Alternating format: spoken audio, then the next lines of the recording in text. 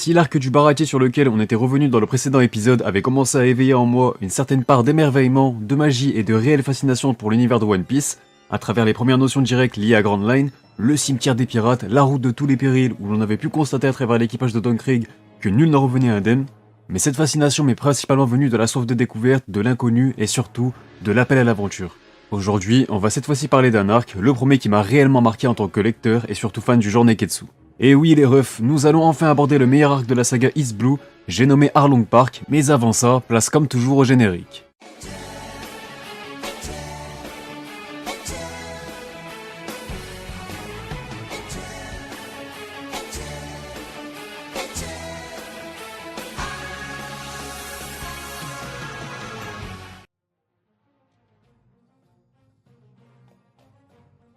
Salut à tous, c'est Otakult, on se retrouve pour le 5ème épisode de Rêverie, l'émission qui vous fait revivre et redécouvrir One Piece, et cette fois-ci cap sur Arlong Park, un arc s'étalant à titre indicatif du 69e au 95e chapitre, soit 27 chapitres recouvrant ainsi en partie le tome 8 jusqu'au 11e tome du manga. Comme souvent, Eiichiro Oda aime aborder de nouvelles thématiques à chaque nouvel arc, donc on abordera plusieurs points comme la différence, la discrimination, la tyrannie, la peur, et disons-le clairement, nous allons faire honneur à l'histoire de notre magnifique navigatrice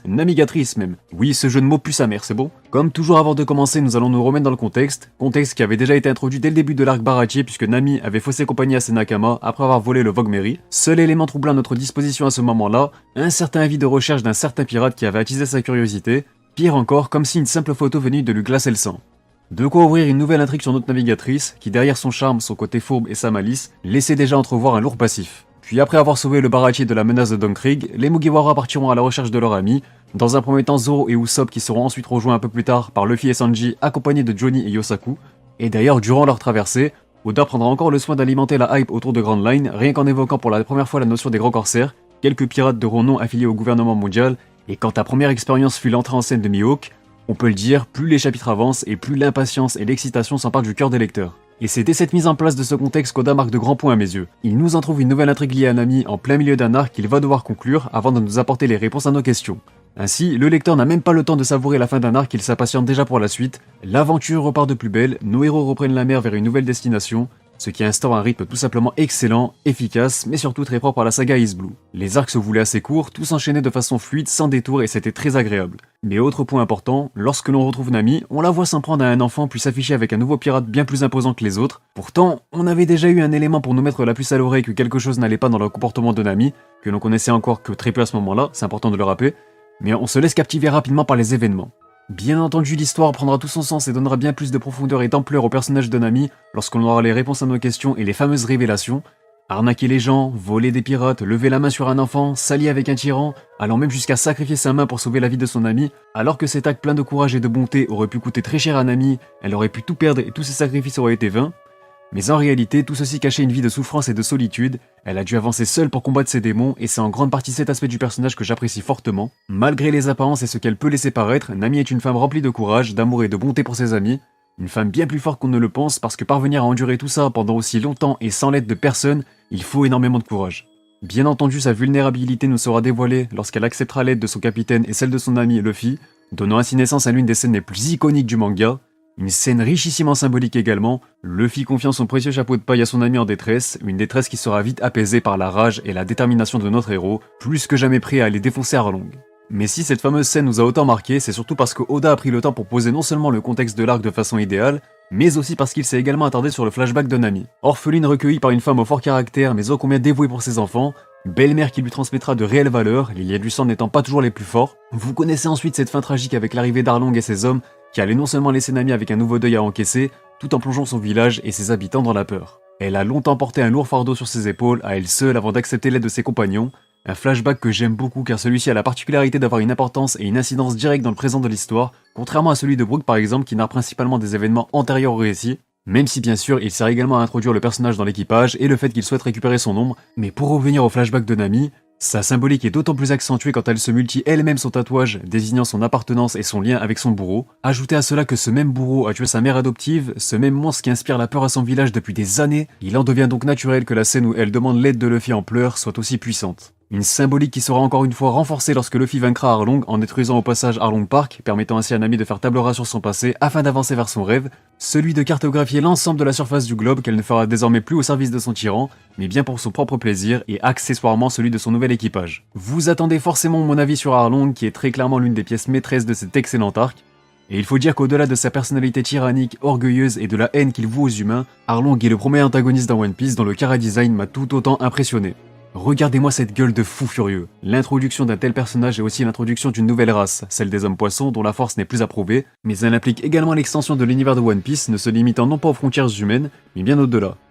La relation entre les humains et les hommes poissons appuie ici leurs différences, et les hommes poissons incarnant la terreur et la monstruosité aux yeux des humains, tandis que ces derniers n'inspirent que la faiblesse et la haine à leurs confrères marins, une thématique qui ne sera pas véritablement conclue dans cet arc, puisqu'Oda l'abordera plus en profondeur dans un arc dédié aux hommes poissons qui mettra davantage en lumière leur passif avec les humains, leur histoire, tout ça. Mis à part ça, la haine qu'Arlong voue aux hommes de la surface ne l'empêche pas de pactiser avec l'ennemi pour parvenir à ses fins. Je fais référence ici à sa collaboration avec le colonel Nezumi qui nous montre une nouvelle facette de la corruption de la marine et du gouvernement mondial, comme si Oda tenait à appuyer dès le début de l'histoire que certes ses protagonistes sont des pirates, mais les institutions censées faire régner la justice ont elles aussi leur tort. Bref, vous connaissez aussi mon amour pour les personnages méprisables et détestables, car ils apportent constamment tout l'intérêt d'une intrigue et les enjeux qui vont avec, et on peut dire qu'Arlong tient totalement son rôle là aussi. Dire qu'il avait promis à Nami de laisser son village en paix si elle amassait une fortune de 100 millions de berries pour lui en contrepartie, un pacte sur lequel ses derniers espoirs de paix reposaient, un pacte sur lequel elle aura misé toute sa vie en vain, puisque cette pourriture ne comptait tenir parole à aucun moment. Bon, on a encore quelques éléments à aborder, mais il est maintenant temps de revenir sur le combat d'une vie,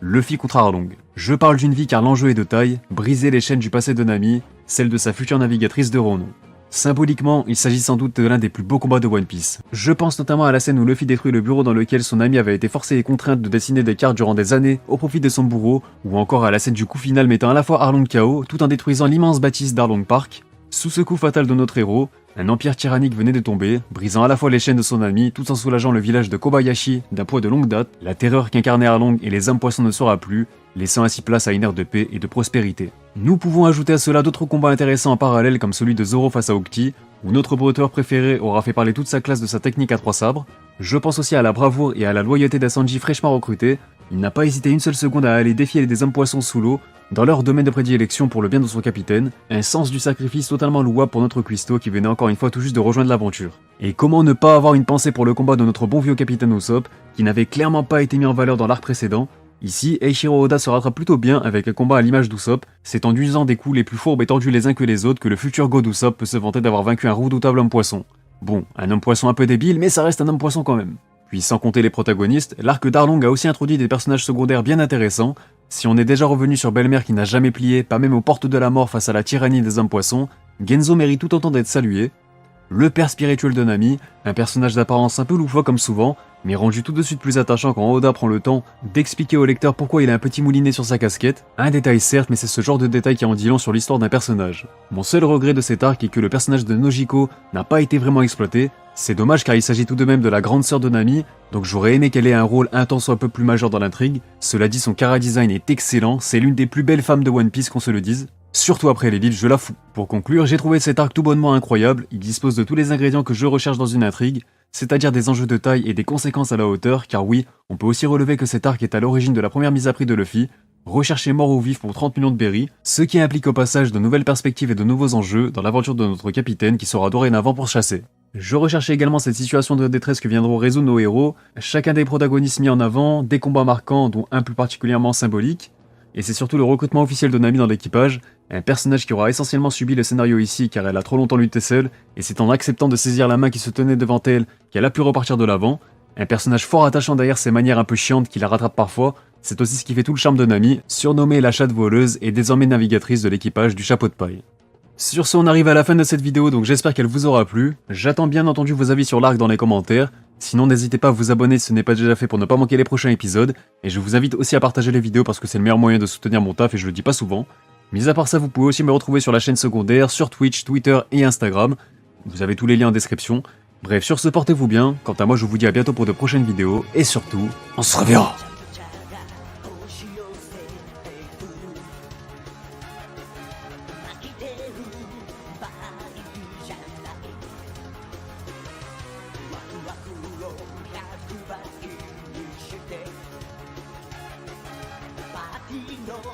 Should I